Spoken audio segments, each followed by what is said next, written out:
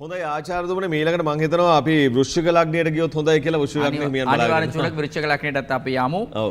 දැන් ඇත්ත වශයෙන්ම 2025 දැඩි බුද්ධිමත් වෙන්න ඕන ලග්න දෙක තමයි වෘශ්චික ලග්න සහ කුම්භ ලග්න.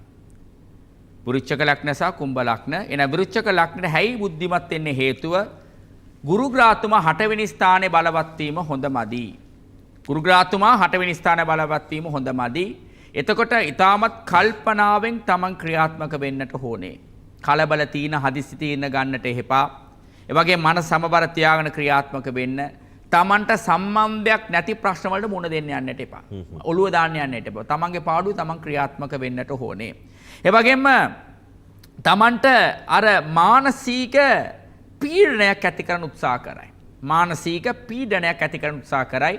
එන මානසික පීඩනය ඇයි ඇති වෙන්නේ කීලක දැනගෙන එතන උගලන් හදන්න උත්සාහ කරන්නට ඕනේ. දැන් චූලක දැන් ටැප් එකක් කැඩිලා වතුර හොගාලා හෙනවනම් වයිපරේ තියාගෙන වතුර හැදලා වැඩක් නැහැ. ටැප් එක මුලින්ම හදන්නට ඕනේ. අනිවාර්යයෙන්. නැත්නම් හැමතිස්සෙම වතුර එනවා මෙයා ඇදගෙන තමයි ඉන්න වෙන්නේ.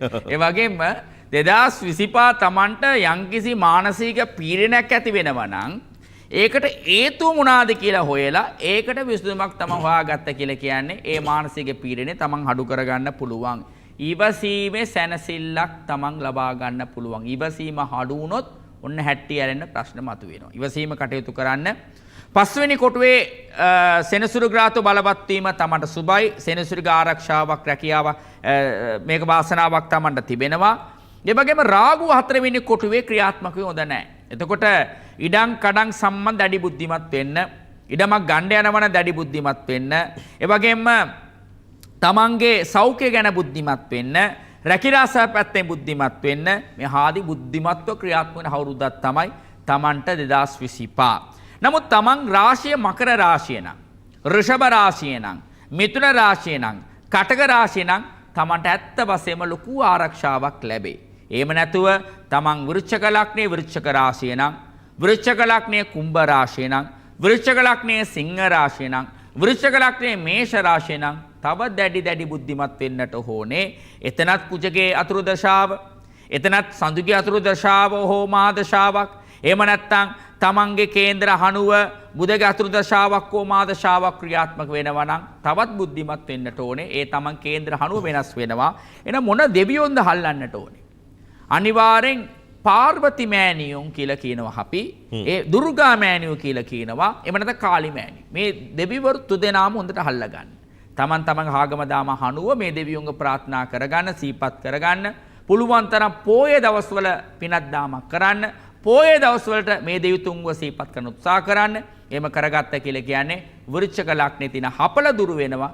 ඉස්සරහට යන්න පුළුවන් වාසනාවක් ඇති කරගන්න. ඒ කියන්නේ ආචාර්යතුමා කියන මග ගියොත් එහෙම අපල තිබුණත් ඒවා දුරු කරගන්න පුළුවන්. අනිවාර්යයෙන් දුරු කරගන්න. හොඳයි ආචාර්යතුමා මෙතෙක් පැහැදිලි කරමින් සිටියේ ඒ ලග්න හිමියන්ට කොහොමද 2025 කියලා.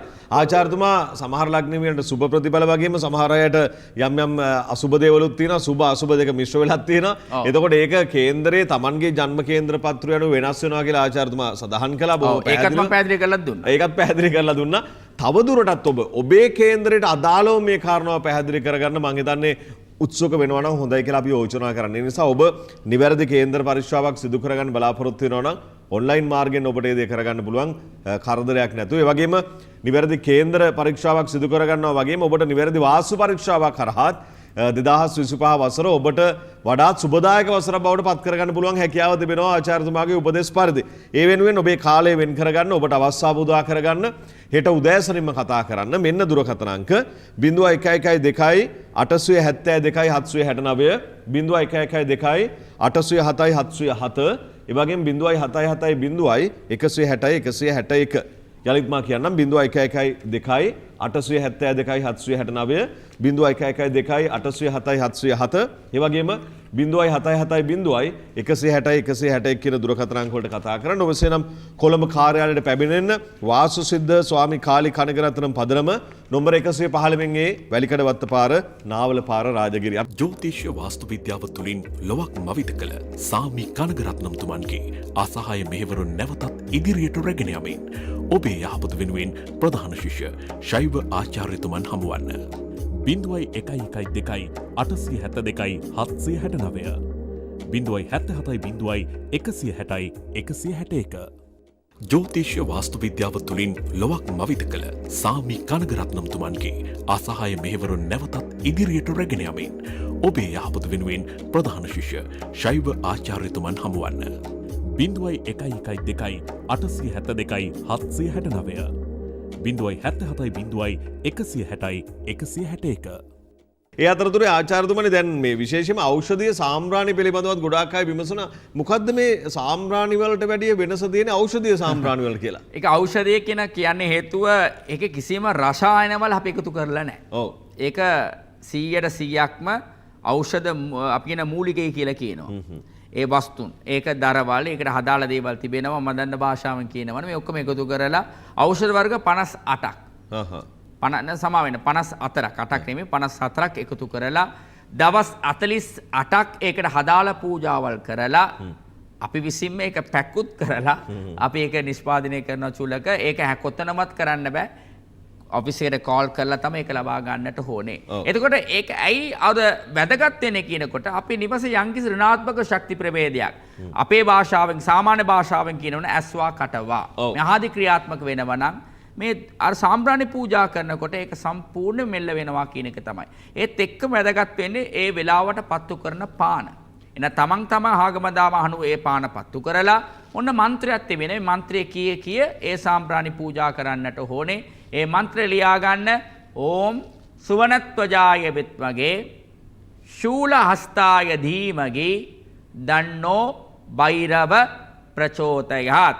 එනම් මේ මන්ත්‍ර උච්චාරණය කරගෙන සාම්ප්‍රාණි හල්ලනකොට හොඳ ප්‍රතිඵලයක් ලබා ගන්න පුළුවන්. හොඳයි සාම්ප්‍රාණි ඔබේ නිවසට ගෙන්වා ගන්න, ඒ වගේම වාස්තු නැකත පිළිබඳව තොරතුරු විමසන්න, ඒ වගේම බ්‍රහ්ම සූක්ෂම වාස්තු විද්‍යා දෙක පොත ඔබේ නිවසට ගෙන්වා ගන්න, ඒ වගේම ඖෂධීය අත්පලඳනා ගෙන්වා ගන්න, ඒ වගේම අපි අද ඒ ලග්න වලට 2025 බලපාන්නේ කොහොමද කියලා කතා කළා. ඒ සම්බන්ධව ඔන්ලයින් කේන්දර පරීක්ෂාවක් සිදු කරගන්න, එහෙම නැත්නම් නිවැරදි වාස්තු පරීක්ෂාවක් සිදු කරගෙන නිවසේ තිබෙන මේ තිබෙන යම් දෝෂ निराකරණය කරගන්න. ඔබ බලාපොරොත්තු වෙන කෙනෙක් නම් ආචාර්යතුමාගේ උපදෙස් ලබා ගන්න. මෙන්න දුරකථන අංක ලියා ගන්න. විශේෂයෙන් මතක් කරනවා කාර්යාලීය වේලාවන්හිදී පමණක් ඔබ ඇමතුම ගන්න. 0112 872 769.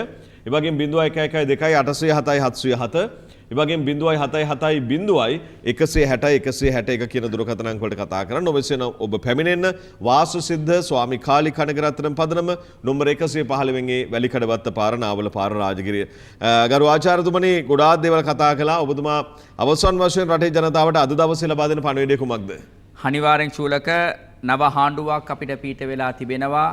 ඒකින් අපිට ප්‍රෝජනයක් ඒ වගේම ඒකින් සාහනයක් අපි ලැබෙන්න ඕනේ කියලා අපි සීල දෙනාම ප්‍රාර්ථනා කරමු. ඒ වගේම දේශපාලනය කරන අලුත් අපේ කණ්ඩායමටත් මේ රට අරියට කරගෙන යන්න ඒ දේව ආශිර්වාද ලැබෙන්න ඕනේ කියලා අපි සීල දෙනාම ප්‍රාර්ථනා කරමු.